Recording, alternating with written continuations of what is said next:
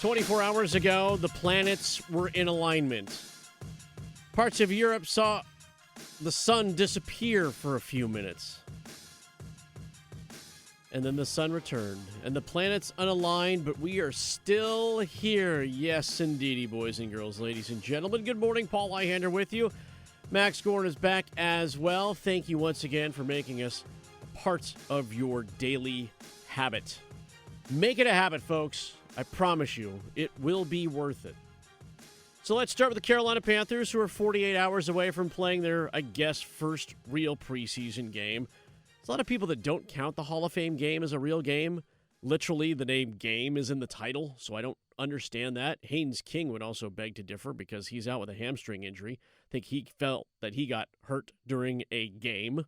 But nevertheless, the Panthers take on the Bills in the Bills Stadium home opener. Yes, they're going to flush the toilets. I believe they've done it already. Make sure the beer taps are cleaned out, and if they aren't, shame on them. The last thing you want is air and foam coming out of a brand new beer tap. It's the last thing you need. Y'all know this, right? It should be common sense at this point. As the Panthers get underway, they're not fighting as much as they were anymore as they fight for roster spots and whatnot. Head coach Dave Canales spoke yesterday and was talking about, well, Jonathan Brooks hasn't played in a while. Perhaps he should play this weekend. He's in great shape. He's ready to rock. He's ready to play football, and so now that's just the next part of it. And he'll play with the first group. He'll mix in and out with Chuba, and we'll be able to get a good look at those guys, with a couple of drives. I just wonder how much more mixing in and out that Brooks will be doing early on with him and Chuba Hubbard, planning to get, as Canales says, between 10 and 20 snaps for his starters, depending on how things go. And if we see that true split-back thing that we saw last year with Chuba Hubbard and Rico Dowdle, different play caller this year, of course. Rico Dowdle now in Pittsburgh, no longer here, although I did hear him this morning doing like a commercial for a bank here in North Carolina, or a credit union, which was interesting to hear. I was like, really? Man, they still love Rico Dowdle here. I mean, he is from North Carolina. I guess that shouldn't be too surprising. You know what? I take that back. Not surprising at all. He could be in Pittsburgh. He could be in Timbuktu. He can still go earn his own damn coin. So Jonathan Brooks is going to play on Saturday. He'll spell Chuba, and then we'll probably see a healthy dose of ETN, or A-Chain, and A.J. Dillon. That'll get the juices pumping in a game, right? A game situation. Now, we're going to lead into something here, something happened late last night, but before we address that, Dave Canales was asked about his deep receiving room and how Jimmy Horn Jr. is trying to make this team in any way possible. Really, Jimmy made a great case. We talked, I think, the week before, just opportunities. The ball just wasn't finding him in practice, but all of a sudden you get in the game, he's still fast. He's still tough. He's still competitive. And all of a sudden he's making these plays that, we've been wanting to see him make. And so he really did a great job representing himself in that game and just getting a few more reps with some of the, with the first group and second group in the last couple practices. Are they trying to build a next man up philosophy in the wide receiver room like they were trying to do last year, perhaps? With with Brazel on the injured list, you have a deep room. There's no doubt about it. You've got, though, like 11 guys. 11 guys as you're trying to make sure that there's enough room for talent. I don't know what kind of plays they're asking him to make, though. Like, for me, is it just hold on to the ball and catch the ball by default? Is he going to earn actual playing time? Or is this like just, all right, dude, we're going to send you back for punts and kicks because we need something like that because we can't put Tet McMillan out there. We're not going to put Jalen Coker out there. We don't trust Xavier Legette enough in that role. Bryson Tremaine's too damn tall for that kind of thing. And David Moore, we kind of like to have around. So Jimmy Horn Jr., that's you, buddy. That's you. And it should be HN. Could be Chuba, I guess, but Jimmy Horn's like the third guy, at least in terms of the depth chart. So maybe he'll have to make some more plays. But if you ask Jimmy, it's a bigger, better year. It's really like being in the system again, man, and everything is slowing down for me, learning the plays better, and just taking it one day at a time. That's what's been going better. Build on each day, right? I think we hear that around here from time to time from head coach Bill Belichick over at North Carolina. Stack your days, right? Stack your practices, stack your days, and make sure that you're relevant at the end of the day when they start talking about you. The more they talk about you in the positive, of course, hey, it's a good thing to keep your name in those mouths. Now, late last night, maybe this took away some of the positivity that Jimmy Horn Jr. effused and enthused over the past 24 hours. Last night, the Panthers signed a Pro Bowler, a veteran Pro Bowler, in an area where they need help. And I think his signing suggests that they have a concern when you bring in a guy like Darren Waller on a one-year contract, a guy that had been rumored in a few cases when you talked about tight end production. Zach Ertz's name came up too. And again, we're talking about guys on the other side of 30 who have been in the league for a while. I covered Waller when I was in Las Vegas for 3 seasons, his 3 best seasons in the NFL. 3 best. Dealt with the substance abuse thing, came out 2019, had 1,100-yard actually receiving year. Following year, 1,000-yard receiving year. Year after that, 600 plus or whatever it was. Those were his 3 best seasons. He was like the belle of the ball in Las Vegas. He was hosting charity events. He was dating Kelsey Plum at the time. They got married. They got divorced, but that wasn't in Las Vegas, and I wasn't there for that. I was just there for the good years of Darren Waller. And he is still productive. And this suggests to me that the Panthers have concerns about that tight end room, which is 6 deep right now, and has been having some issues with Jatavian Sanders just trying to stay on the field. Mitchell Evans, who was a reliable hand, and Tommy Tremble, who last year caught enough passes to total 249 yards in 17 games. 249 yards in 17 games. Last year, Darren Waller played in only 9 games due to injury. And he had 283 yards. And before you go, well, he was with Miami, Paul, and it's, not like they had a lot to throw. It's kind of true. Like, he was the 4th leading receiver on that team last year and played still only 9 games. Imagine if he had been healthy or had a reliable quarterback to throw him the ball. Tua had a bad year last year. Jaylen Waddle or bust. That's what it was. And it kind of felt that way in Carolina a little bit. It's not that Miami was bad.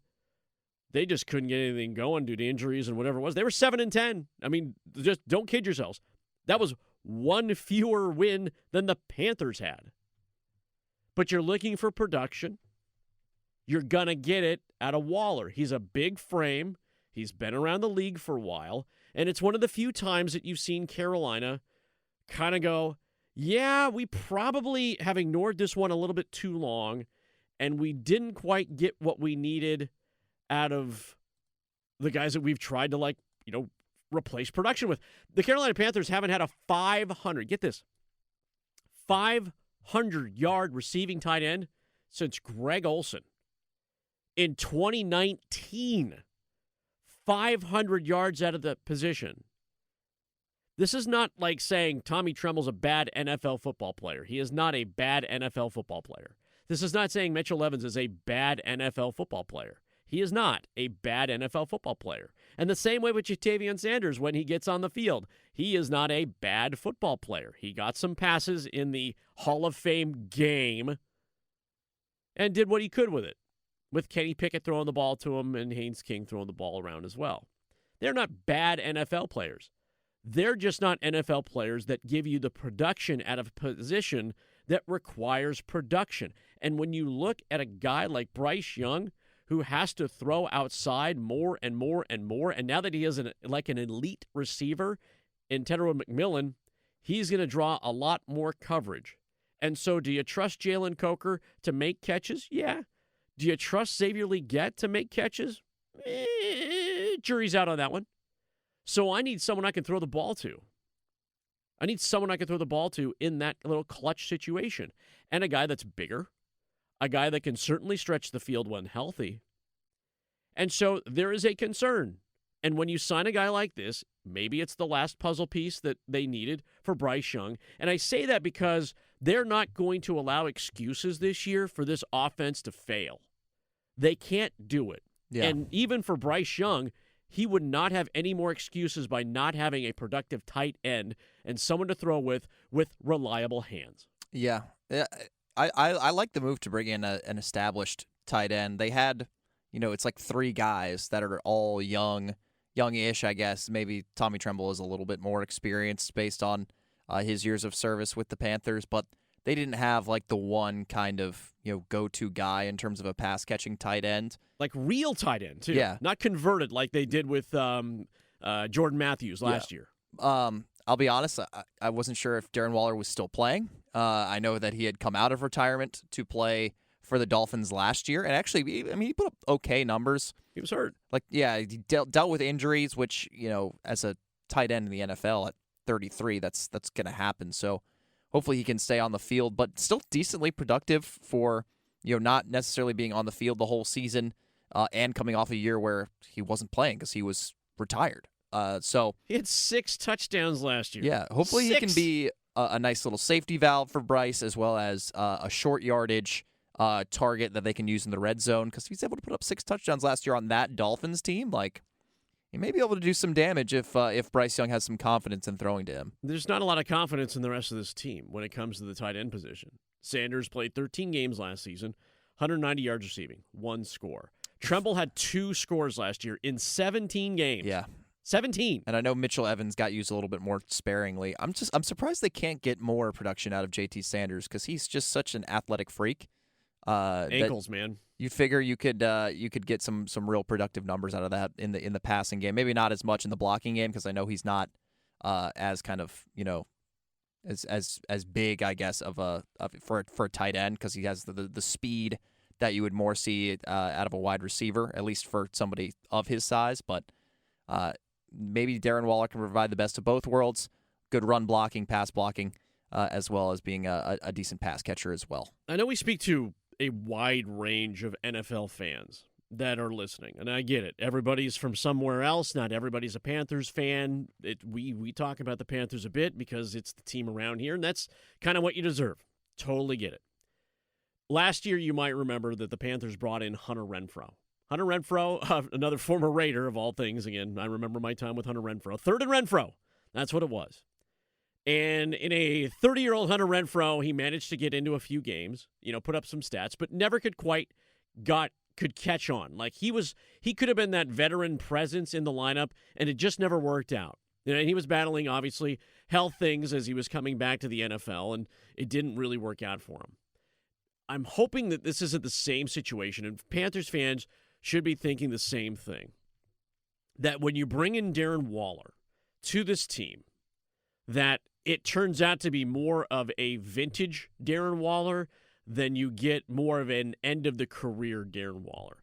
And if you sign him, it's clear that you needed something reliable at that position. 34 is not an old age for a football player in the NFL, but for the Panthers it is.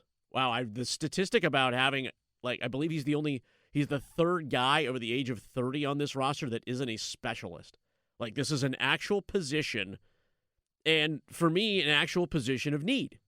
Statistically speaking, he should outperform all three tight ends from last year by just having a fully healthy year, by being able to stay on the field. He should be able to surpass that production of those 3 guys. Combined, those 3 were barely over 600 yards total and had 5 scores, 5 touchdowns. Waller, in a half a season last year, half a season in which he actually didn't even start many games, had 6 touchdowns. 6. He should be able to at least match the output with just one guy, if not do better. And he's big. Don't mistake Darren Waller for not being a big target. He has physical skills. ACC legend, folks. Georgia Tech. ACC legend. He is 6'6". You cannot teach that height. He's got good hands. No one ever said Darren Waller couldn't catch a football. It just took him a few years to catch on into the NFL. And he worked through a lot of stuff, folks. He has. It's not some big misnomer that Darren Waller had a past, as a lot of people do, as a lot of NFL players do too. And I think he understands the role that he needs to play in this offense. At least I would hope so. And at least for me, that's my perception. That you don't bring in a guy like this midway through camp, and at least it's not at the end, so they recognize it right away, and that's the other thing. If it's not at the end of camp, you recognize it. Last year, 4 tight ends. 4 tight ends made this 53-man roster last season. 4. And there's a problem. And so you want a vintage Darren Waller from, and you're not even talking that many seasons ago. I mean, I'll take last season's Darren Waller. If I get him for half a year and get that production, I'll take that all day long. Even with the Giants. And when he retired with the Giants, he still played 12 games, had 500 yards receiving. He's worked with some very good quarterbacks, and he's worked himself into a position to where he can perhaps make a football team. And if he still has the skills and he's fully healthy, he should make this football team because this is about production. The Carolina Panthers don't have a lot of it at this spot. It is important to them. And it's important to Bryce Young's development too. Not just development, but like pursuit of an extension, pursuit of being the face of this franchise for years to come. If Waller comes in and becomes that legitimate threat that everyone and I expect him to be, and again, hopefully it's not a Hunter Renfrow, hopefully it is a Darren Waller situation where he can come in, or heck, if I need to think of a relatively contemporary example, perhaps it's like a Jimmy Graham late in his career where he was still putting up numbers as he went back home, so to speak, to New Orleans and played across the league. Just production from that spot. Absolute production. You can't teach height, and you've been around the NFL long enough to where you can get things going. The Panthers understand that Bryce Young's development and their pursuit of Bryce Young and an extension, they're making sure that he has zero excuses, that there are plenty of things to throw to, plenty of things to hand off, and a lot of meat and potatoes standing in front of him to make sure that he can get things done. And and a play calling change to boot. This is just as much about addressing an area of need as it is about addressing perhaps your future as well at your most key position on the field. So Darren Waller, 1-year deal. I don't think it's a tryout. I think it's a here to stay.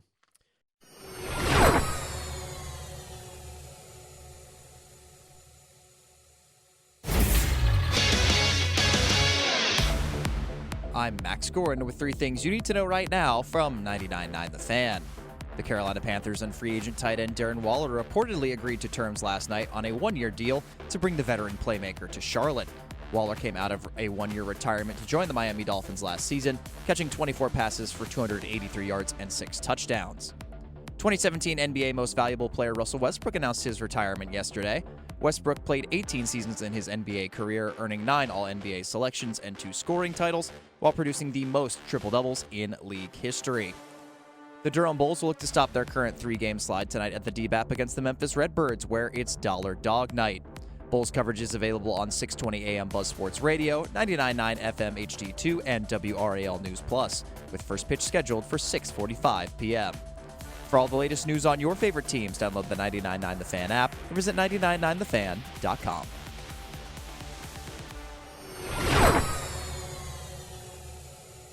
Got an email yesterday. Got a DM from one of our listeners yesterday, Anton, who I'm going to make reparations to.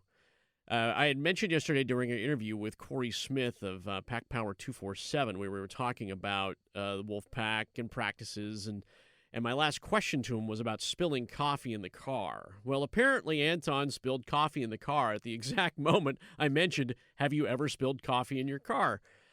So Anton, I promised you this morning I was going to talk about winning lottery tickets. So today we're going to get some scratchers. We're going to get hooked up. I think we're going to, maybe he won that $1 billion Powerball last night. I'm just saying, like, a scratcher for a couple of bucks, say you spent 2 and you got 5, that's a good day. That's a good day. I know my dad plays scratchers. I don't know how much he's won or if he's actually ever won. Scratchers, I remember when I first turned 18. Is that what it is in North Carolina? You can do scratchers at 18? I think 18. Okay, so 18. I remember my family got me a bunch of scratchers for my birthday. And again, it was 0 for me. I think I ended up winning. It was like 30 or 40 bucks or something like that. I was so excited. And it's like the only time I've ever been ahead in the lottery, let's be honest. Cash 5 and Power Pop and, whatever it is. I think I was hooked on Scrabble when I was growing up. There was a Scrabble, Scratch It. And if you matched, I think it was like 3 or 4 words, you got your money back. And then every more word after that, you would get more money, more money. And that was a tradition in my family around Christmas time. Like the stockings that we would hang on well, we didn't have a fireplace growing up in apartments. You have very few fireplaces in apartments, folks. Let's just put this one out there. Wherever we had our stockings laid down on the floor, there were always scratch tickets. That was just always a thing. Anyway, just wanted to say to my friend Anton out there, one of our consumers of our product here, thinking of you, dude. Told you I'd be talking about winning lottery tickets today. Probably not a winning lottery ticket for Jayden Daniels. Last night, this one came out, and it was kind of a weird, not nice, I don't want to say weird, but Jayden Daniels, Heisman Trophy winner, quarterback now for the Washington Commanders, went to LSU, was the Heisman Trophy winner in 2023. Apparently, Lane Kiffin, first-year head coach, and this is not all on Lane Train, but he's part of the group. LSU has handed Jayden's number 5 jersey to a sophomore cornerback by the name of DJ Pickett. And a letter from Daniels' attorney has said to Louisiana State University, go Tigers, that it can no longer use his name, image, and likeness because it's the first time the number 5 has been handed to a player since Daniels left for the NFL. Now, we are talking 3 seasons, 3 years. He did win a Heisman Trophy. The one thing that I did not do, and I am apologetic to you, is looked up Jayden Daniels number 5 apparel, in which you can find a bunch all over the place. Many places you can buy T-shirts with stuff from LSU. And I'm wondering if he gets a cut from this because he has told his lawyers have said, no more. You cannot use my 5. You cannot benefit from the number that I wore. Now, apparently, after Daniels left, they recruited a kid out of Florida. Again, the kid's name is DJ Pickett. Said, you can wear 5. You can wear 5, and you signed with us, and you can wear 5. And he was a monster cornerback, like top 5 recruit in the country. And they gave him 5, and that was what was promised to him when he made that deal. And also, the former coach, Brian Kelly, said the same thing, that 5 was promised during his recruitment. This is where it gets sticky. When you are a former college athlete, is it about awards that allows you to have a little bit more say in who gets that number? Because from what I understand, most schools allow players to come back. There's usually large jersey closets and jersey rooms. And former players, and maybe it's not at all schools, but at some schools, you can go back and put your old jersey on for, good old time's sake.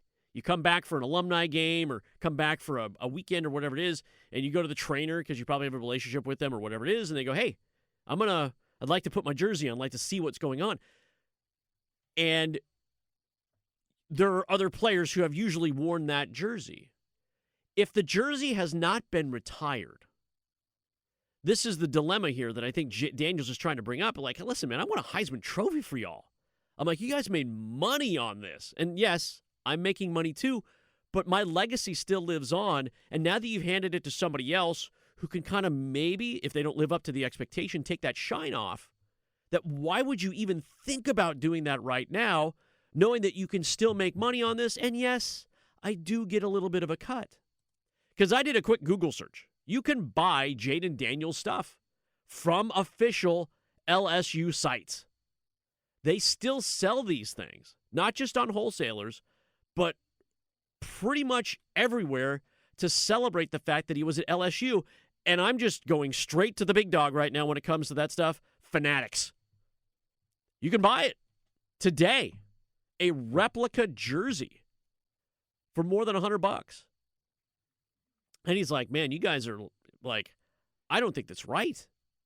But there's a policy in place, and North Carolina has it too. When it comes to their basketball players, LSU has it too. When it comes to their football players, complete competition for 5 years before a jersey is retired. So does he truly have anything to stand on at this point other than maybe protecting legacy? I mean, I guess, but I don't know. I can see both ways. Like, yeah, because if you compare, Joe Burrow and his Heisman season, which their season was like the best college football season ever, but granted, their defense wasn't, held together by super glue and popsicle sticks like the one that Jayden Daniels had. No one's worn Joe Burrow's 9 since he, left for the NFL. And now, Jayden Daniels maybe feels like he's not getting that same level of respect. At the same time, though, they're giving it to a defensive player. It's not like they're giving it to the new quarterback. Right. They're like, hey, you wear number 5. Like, this guy is a corner, and, the thing is, I guess they didn't really need to hold up that promise because it was a promise made by Brian Kelly when he was recruiting this kid. And now Brian Kelly's not there anymore, so Lane Kiffin could, in theory, I guess, choose to, not honor that. But Lane Kiffin doing as Lane Kiffin does, I guess is kind of, mixing things up and kind of doing his own thing. I don't know. If you're Jayden Daniels and you're a starting quarterback in the NFL, you're going to make millions of dollars, your life's pretty good. I wouldn't be that upset if a cornerback, a defensive player at my former college, is wearing my old number. I guess you have a right to be upset, but to full on go through the attorney and say, all right, you guys just can't use my likeness at all anymore, I feel like that might be a little bit of an overreaction, but that's just me. Well, remember, Daniel started at Arizona State, too. So I'm like, his legacy goes a little bit further back. I watched Daniels tear up my Oregon Ducks at Arizona State. Like, that was not fun at all. That was when Herm Edwards was the cheating coach at the Sun Devils. That guy still has jobs. So where does it stop? I'm assuming he wouldn't care if Arizona State put his thing. I mean, he left Arizona State for a reason. His teammates did not like him at all. But he was at LSU. He did win a Heisman. I'm like, and if you're at, for example, if you're at Florida and the SEC, we learned this in the SEC documentary, Any Given Saturday, which, by the way, is not returning to Netflix. If you're at Florida and you're a Heisman Trophy winner, bronze statue it is. Where would you like it? And they're trying to build one for Gino Torretta down in Miami as well. They're fundraising for that one as well. Like, you get those accolades. Will they retire your number? Eventually, probably. But, most people like statues that pigeons can poop on because that establishes full legacy. Maybe Daniels has a little cut of the jersey sales or something. That might be it. You're talking about, he says, meaningful part of LSU legacy, honored and protected, is his recognition of his extraordinary contributions to the university. Yeah, it's true. Like, he and Joe Burrow have the same legacy. He had an awesome, well, it's not the same. Do you know why, Paul? He had an awesome season, and he won the Heisman. They didn't win the national championship. They didn't go 15-0. And I know, like I said, some of that is on the defense, but winning is like cures everything, and winning is the end-all, be-all. So it's the natty that. It's the natty. I think that is a difference. I think that's maybe why they're less inclined to give out the Joe Burrow number 9 than they are to give out the Jayden Daniels number 5, whether it's a quarterback or not. In 30 years, they're going to put a bronze of him up, and the bronze will be next to Joe Burrow's bronze. Joe Burrow will be smoking a cigar. That'll be about it. Jayden Daniels will have the nice chain around his neck that he wore at the Heisman ceremony. Like, their legacies are solid there. But, if he was getting a cut and he feels like he's being tarnished, I guess, you know what? Throw it out there, see if it sticks. What do you gain by just asking, right? What do you gain? Maybe you get a no, but at least you asked. At least you asked that question.